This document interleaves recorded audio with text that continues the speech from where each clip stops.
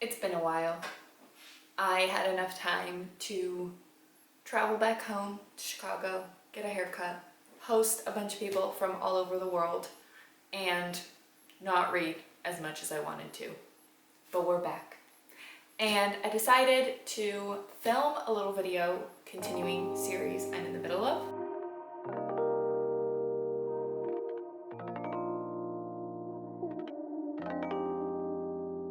Because when I took a look at all the books I had, they were all part of series. And I thought, why not accumulate all of them and get some sort of motivation to try to finish them? So I'm putting together some sort of lunch situation. I'm gonna keep listening to the audio of the current book that I'm in the middle of and kind of go from there and see how well I do.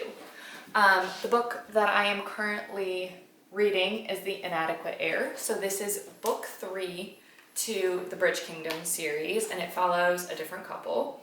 I read The Bridge Kingdom like 2, if not 3 years ago. Loved the first book. Second book, also fairly good. And then I forgot to continue. I didn't forget to continue. She continued writing, and then I just didn't catch up. So, third book follows a different couple. I'm pretty much like 20-ish% through already, and I started reading it physically. That finally kind of picked up, and I have the audiobook as well, which I don't necessarily like the production of it because the guy's voice just sounds very dorky in comparison to what I envision him as, but it's still fairly easy to get through.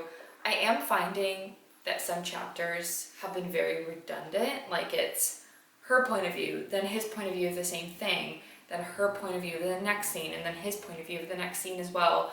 And so I get how she created this whole big page count, going through the same instance in 2 different point of views. And so far I'm not really liking either of the characters, but I'm gonna continue on.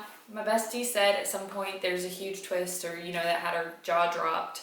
I need to get there. I need to catch up with her to do this for her buddy read, because this is on our 2025 bingo. So I'm gonna put headphones on, I'm gonna get lunch sorted, and I'll see how far I get and update you if it gets any better, which I don't think it will.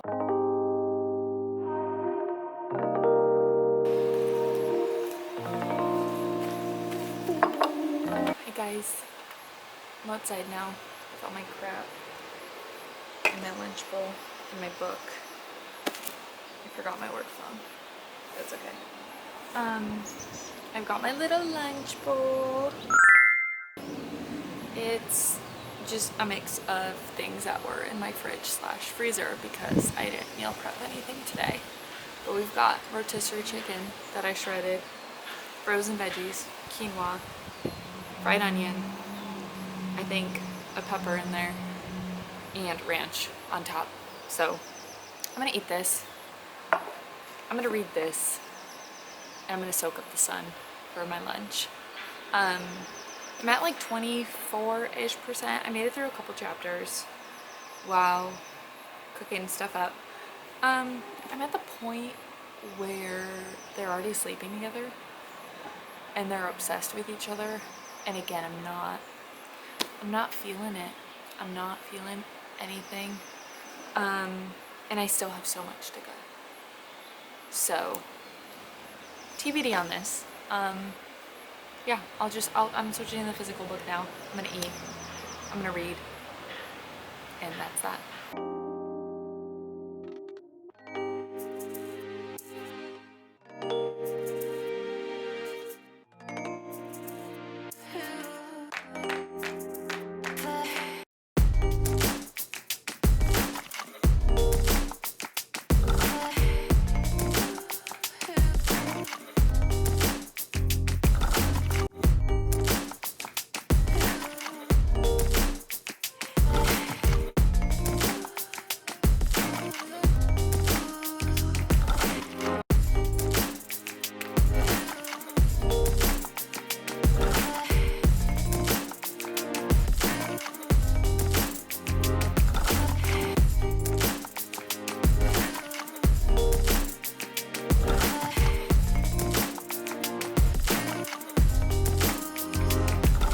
about to leave for my workout class, and I'm also super maybe backlit by my outdoor space. But I wanted to give an update on this one. I am about 41% through. Things have kind of happened to the plot, but not really. Again, I just don't really care.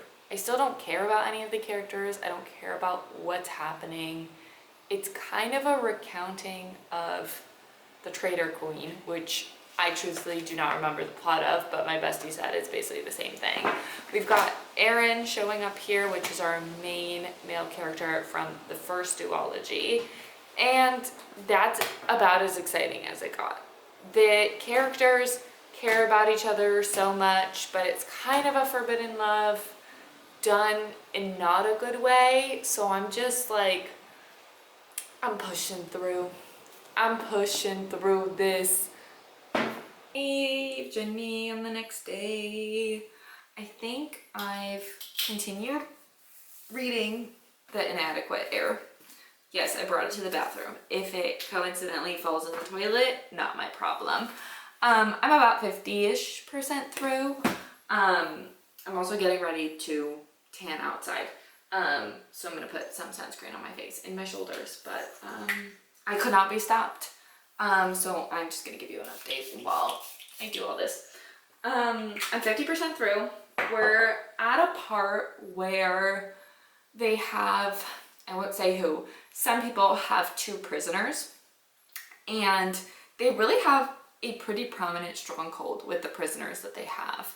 But instead of doing anything strategic about it, they decide to throw a party to let everyone know that they have these prisoners and that the prisoners are alive, which just makes absolutely no sense to me. So I'm kind of losing my mind reading this. At least Aaron is making more of an appearance here, but again, doesn't really matter. They just have such instant attraction to each other where I could not be bothered. There is no longing, there is no forbidden romance.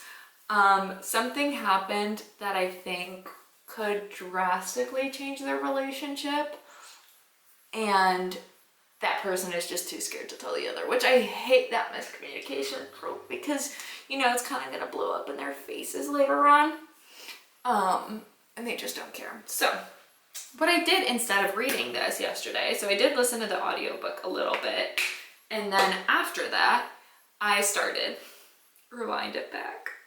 I'm so excited. I loved The Right Move. Is a basketball sports romance with I think the basketball lead, oh my gosh, what is it called? The basketball star player. What are they called? Whatever, the basketball guy. And his sister's best friend needs a place to stay, so they live together, and it's so, so good. And then I read Play Along recently, whenever that one came out, and that one was baseball player and a PT. I didn't like that one as much because she didn't really have a spine, in my opinion, and she was too scared to stand up for herself, and she needed him to kind of do that for her a little bit. This one I didn't know is hockey romance, which I love the deal. That one's a college hockey romance, and I love that this one, they're a bit older, and he's actually 27 and I am 26, so that could work well in my favor while reading it. But I've only read 1 chapter. Based on the 1 chapter I read, I think it's gonna be him in his house that he owns, like outside of Chicago, and his neighbor's roommate. And his neighbor is like a college student who just remodeled her house. Something's gonna happen. I think he's gonna ask her to remodel his house. So I'm literally 1 chapter in. I feel like I genuinely could just read that whole book in the day. So needless to say, this one on hold for now. Not really feeling it. If I need an audiobook as I'm doing stuff, I'll reach for this one. If not, I'm gonna be on my Kindle. And no, I did not bring my Kindle here because I cannot risk it falling in the toilet. In case the 2 people that watch my videos want to see my lunch, I have a steak salad left over from last night with this dill dressing on it. and some quinoa that I made and had left over from my little lunch bowl, but it's much better tasteful than it looks. I've got my Kindle with chapter 2 that I'm going to start, and I've got my lime spinny, of course, and I'm tanning, so I'm not going to show you my body. Okay, I'm back inside now. I finished my lunch. I read exactly one more chapter, and that gave me so much more. For preface, I never read synopsis of books. Like, rarely do I know what they're about. If they're like a continuation of a series, then I kind of know. With standalone romances, I kind of remember what character it is. Usually my memory is not that great. This one, again, did not even know it was a hockey romance. Did not even kind of remember who Rio was until reading chapter 1. Chapter 2 tells you they are childhood lovers to second chance romance. I am sad. I am so sad for this. You have no idea. I am basically going to be outside in the sun for as much as I can with appropriate amount of sunscreen on, and I'm gonna try to blow up my sloosh. Oh, that's not me. I don't have a pool. This is what I want to be as soon as I blow this up. But I'm gonna keep reading. Maybe while I'm blowing this up, I can listen to the audiobook of Inadequate Heir. But I'm gonna keep reading because I am sad. I didn't realize how big this sloosh was, and I think I have a big job cut out for me. But I've got my headphones out now. I'm gonna sit in the egg chair. I'm gonna listen to this horrid book to make some progress while I deplete my air supply. So, wish me luck.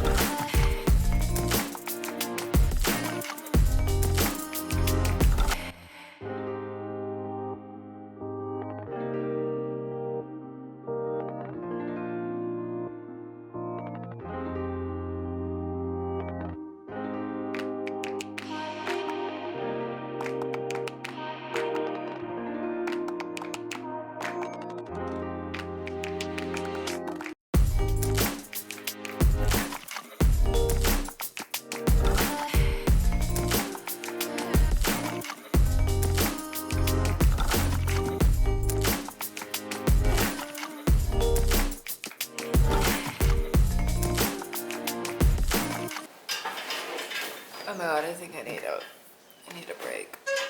2,000 years later.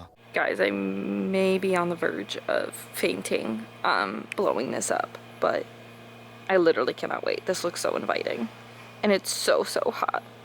But here she is!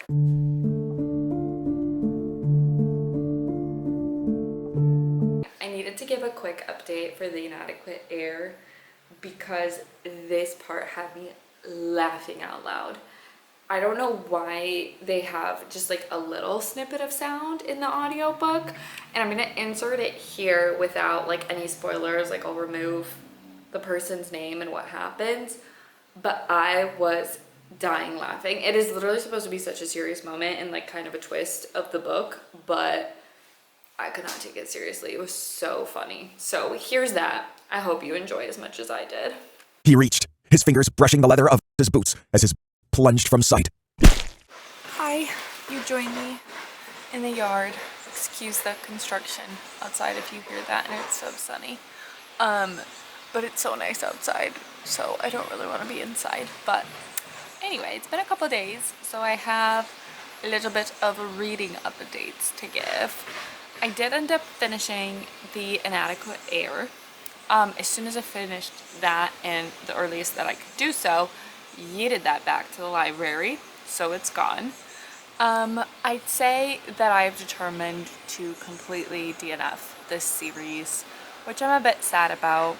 Like I mentioned, I loved The Bridge Kingdom, like the first two books, And then this one, it was just rough because it was such a repeat of the plot of what already happened. And then I didn't really like the characters too much. You kind of follow them as they fall in love fairly quickly and get together fairly quickly. And it's still a little bit of like a forbidden romance, but done in a way that I didn't really like. I think it was leading up to some potential of like a big war, which I mean, that's the name of the next book is Endless War, so it doesn't give much away, but I think I didn't care enough to continue. My friend was already on the 4th book and she said, yeah, I can't do it either. So I know it doesn't get better. So that was a flop. I think I settled on like 1 stars for that, which is fairly harsh, but it was just not good. And then the other one that I started before the weekend and then ended up finishing fairly quickly but never updated on was Rewind It Back. And that was, sorry, rude. So I read Rewind It Back, and that was the 5th book. It was either 5th or 4th book in the Windy City series. I haven't read all of them, but I've read like the top best ones as mentioned by my friend. And this was Rio's book. It followed a second chance romance. It followed them kind of getting past a lot of the stuff that they were going through and kind of reconnecting. And it was pretty good. I wouldn't say that the main character, Hallie, was my favorite. I think Liz Tom Ford has a way of writing females that I don't like too much. The male characters I love, but the females just kind of don't. I'm like, you could be a little bit smarter. You could be a little bit better with the things you do. And so I think there was one point where the whole plot line of the book was like, why did he change his jersey number? And you see in the flashbacks, his original one was his birthday. And then like you would think a girlie would put 2 and 2 together. But so it was like an obvious one. Obviously it was like really cute that he made it her birthday, but like you could have guessed that. And she should have guessed that. That shouldn't have been a plot point. There was a lot more other things going on. There was kind of a big twist or kind of big plot to obviously why they stopped talking. I think that was also fairly easy to guess. But overall, her books are just so bingeable. The main male characters are so good. So I settled on 4 stars for that one, and I'm so happy that I read that one. And then I pretty much, I continued on. I have an audiobook going for The Reaper at the Gates, and so that's the 3rd one of the Ember and the Ashes quartet. I'm honestly only reading because of Helene. I love that woman to bits, and the stuff that she's going through is so painful, but I'm still rooting for her. I don't think she has the ending that I want for her, but I'll continue reading for her sake. On the other hand, we'll follow Elias and Leia, I think. Leia I don't like too much. I think she's also giving a little bit like wet rag syndromes. She is kind of starting to grow a spine, but I think a lot of her thoughts are commandeered by Elias. And then Elias, on the other hand, has just become full wet rag. I really liked him in the 1st book. In the 2nd book, I think the twist and everything that went on was pretty entertaining. And now he's just kind of, all he thinks about is Leia. And I'm just kind of over that. I don't need to read about their romance. I'm not a fan. So, following 3 point of views, love Helene, the other 2 not so much. But I'd say I'm like 71% through it now. So it's a pretty fast one. I'm content with finishing out the series and then continuing on to read Heir as well. So good progress on that one. Really like the audiobook with the 3 different like characters reading the point of views. I kind of wish when there was dialogue with 2 of the characters, like they would use the other voice instead of having like the same person read it, but that obviously is maybe too complex to try to figure out. So it's fine. Again, I think this is a pretty much like 2-3 star series depending on how this book goes. I think so far it's a little bit more entertaining than the other two. So yeah, and I think to kind of, I mean, there's a lot that goes on because it's the third book now, but we pretty much start with, in the first book, Laya's family kind of getting executed and her brother going to jail, and she joins this school as a slave to try to figure out how to free her brother, because she's working with like the revolution, the group that's trying to revolt against this whole system and the empire. And so she ends up going to the school as a slave for the commander, and then the commander's son is also part of the school, and his best friend is Helene, and they are working together in these games to try to see who the next emperor is.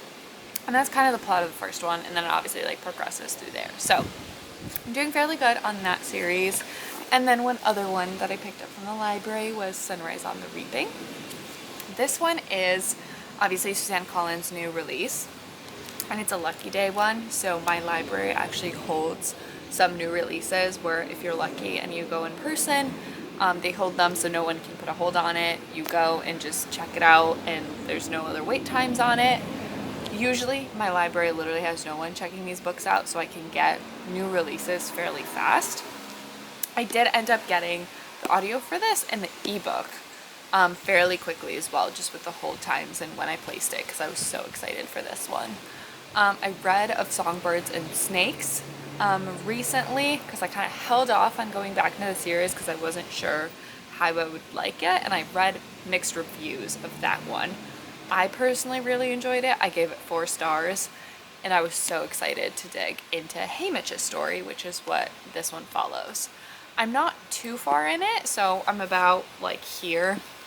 It's kind of starting, it's already got some twists and turns. She's putting in a lot of characters that you know are related to our main characters, are related to people in Songbirds and Snakes. So it's just kind of nice to see the universe continue to grow, and to see, like, to know where some of these characters end up is so hard reading this, and especially Haymitch's story with the way that he is in the Hunger Games. I think this one's gonna hit really bad, and I've only seen pretty positive reviews for this, so I have high hopes that it's gonna hit. So I've got 2 series on the rotation now. I think I'll be fairly quickly finished with Reaper in the Gates, and then I could finish up Sunrise on the Reaping, and kind of continue series I'm in the middle of, which is the whole point of this video. So this is a little mid-check update. Like I said, weekend was kind of busy. We were at the beach, we were hanging out, so I just didn't really feel like filming. I was in a full reading mood. I'm gonna start cooking dinner while I continue listening to the audiobook of A Reaper at the Gates. So like I said, 72% through. Again, love listening to an audiobook as I'm cooking, hence why I have my hair up. And for those curious, I am also a cookbook stan. So I have this Cooking with Scraps that my friend gave me, and I have these leftover sad little like broccoli stems, and you can make a really delicious tortellini pasta. So at the farmer's market, I got cheese tortellini and I got these sausages. So we're gonna mix everything up. I also got heavy cream from the market, and I got Parmesan cheese from Whole Foods, not from the market. But love this little book, that recipe. Like, I've made it so many times. I still follow it to a T, so I'm gonna have it open on my little stand. And yeah, I'll just continue on and see how far I get in the progress of the audiobook. So enjoy this little cooking montage.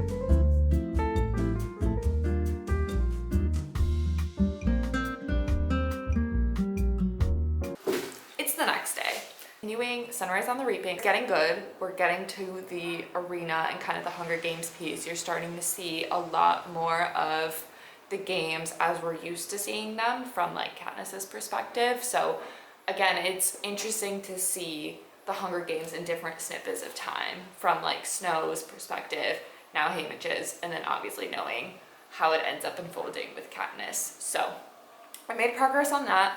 Unfortunately, a girl does have to eat, so she's gonna start making dinner. I am 89% through A Reaper at the Gates, and I'll continue listening to this on audio while I cook it up, and you'll see little snippets of what I'm doing. My girl Helene is really going through it. That means I am going through it as well.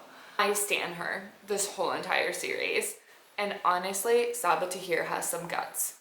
She writes some pretty tragic things that happen to a lot of these characters, and I love it. I am such a certified hater. I don't think everyone deserves a happy ending, so I applaud Saba Tahir for taking risks with that. So I'm actually enjoying this third book a lot more than I thought I would. I think it's progressing a lot quicker. Again, the time jumps still kind of get me because we go like 4 weeks later, it's actually been months. Like, they haven't seen each other this long, and it kind of throws me off. I'm not used to like such a long time frame, but it does make it a little bit more realistic in the scheme of like what is actually going on. So I'm gonna take you along with me to the kitchen as I kind of chef things up. I'm making a full Madama's recipe, which is I guess an Egyptian little fava bean stew dip sort of thing. I've never made it before. I get a box of fresh produce from the farmer's market and I have fava beans in there, so I'm gonna use it for that. And yeah, we'll just get chefing along, 89% through, and then we'll see how much more progress I can make in that. Hopefully I can finish.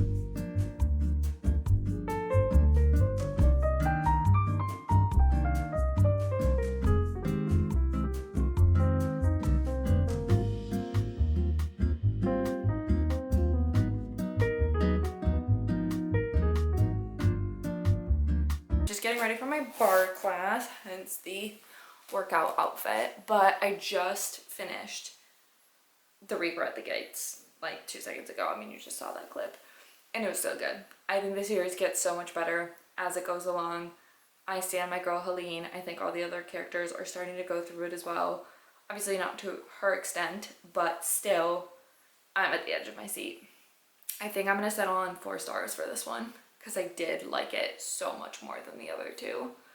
And I'll continue on with the series 100%. I can't wait to finish this little quartet.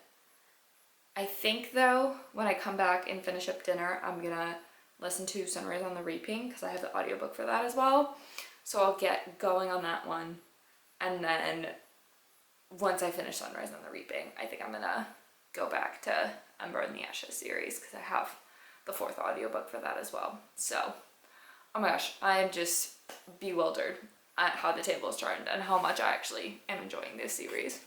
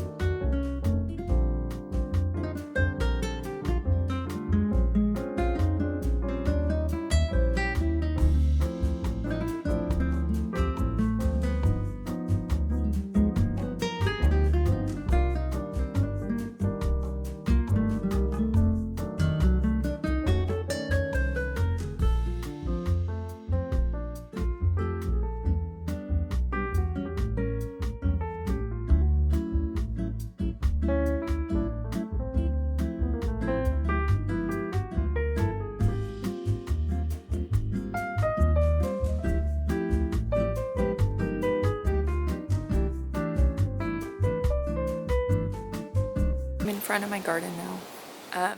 It's post-dinner, tidied up, and now I'm gonna collect some lemons and oranges as I continue listening. I think I'm on chapter 19, I think.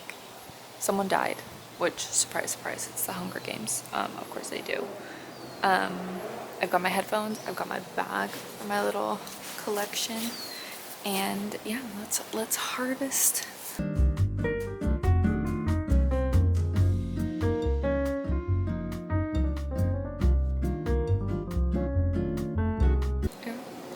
It was definitely not on chapter 19. I just read a spoiler.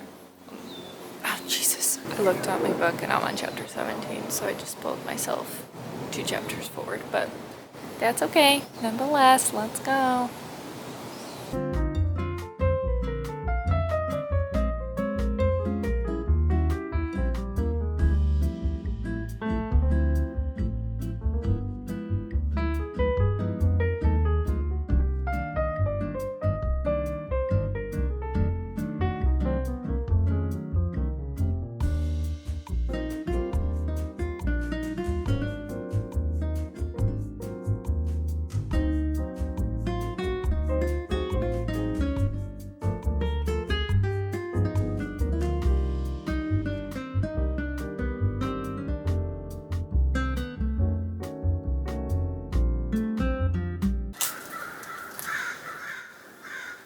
I forgot to end this video, and it's like 3 weeks later, sorry, and this is the state you find me in.